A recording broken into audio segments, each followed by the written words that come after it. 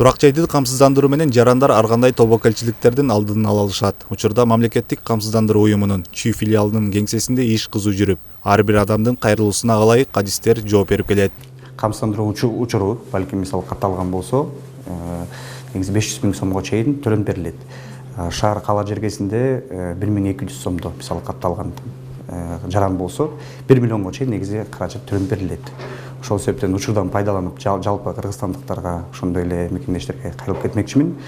Катталсаңыздар, өзүңүздөргө себептегенде өрт кырсыгынан, ошол эле мисалы табигый кырсыгынан эч ким ага толугунан кепилдик бере албайт. Ошол себептен мүмкүнчүлүктөрдү пайдаланып себептегенде мына ажабыздын дагы Садыр Нуркожоевдун жарлыгынын негизинде акыркы 2 жылда буюрса жакшы иш негизи темп алууда.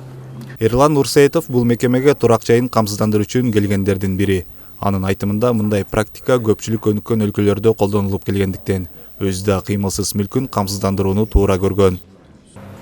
Кошунам үй өрттөнүп кетип, ошон үчүн жакка келгем, эметтим, кайрылдым. Бүт эмелери, условиялары, шарттары бүт экен, ылайыктуу экен ошо мага. Үйүмдү ошо биринчи жолу эметип атам, камсыздандырып атам.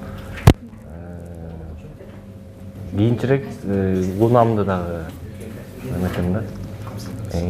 Камсыздандырам ошо. Белгилей кетсек, турак жайды камсыздандыруу менен ар кандай кырсыктардан жабыр тарткан жакка мамлекет тарабынан зыяндын орду толтурулуп берилет. Мисалы өрт кырсыгынан же табигый кырсыктардан кыйраган турак жай ээсине айыл жергесинде болсо 500 000 сомго чейин кенемте төлөнүп берилсе, шаар жергесинде бул көрсөткүч 1 миллион сомго чейин жетет. Эгерде жарандар келип өздөрүнүн мүлкүн турак жайларын камсыздандыра турган болсо, автоматтык түрдө ошо жоопкерчиликти мамлекеттик камсыздандыруу уюму, то есть биз компания алып атабыз да. Эгерде тарифтер боюнча айта турган болсок, шаар жергесинде 1200 сомду түзөт, айыл жергесинде 600 сом түзөт. Эгерде кандайдыр табигый кырсыктар катталып, ошол камсыздандырылган үй жабыркап кала турган болсо, 1 миллион сомго чейин төлөмдөр жүрөт биз тараптан. Айыл жергесинде 500 000 сомго чейин түзөт ошол. Мамлекеттик камсыздандыруу уюмунун маалыматына ылайык, бүгүнкү күндө өлкөдө 1 миллион 200 миңден ашуун турак жай фонду катталган. Бүгүнкү күндө анын 246 миңден ашыгы, же болбосо 20% ашыгырагы камсыздандырылды.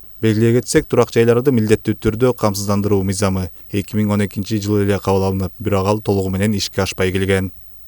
Дастан Жолдошев, Чыңгыз Садыков, УТРК Чүй.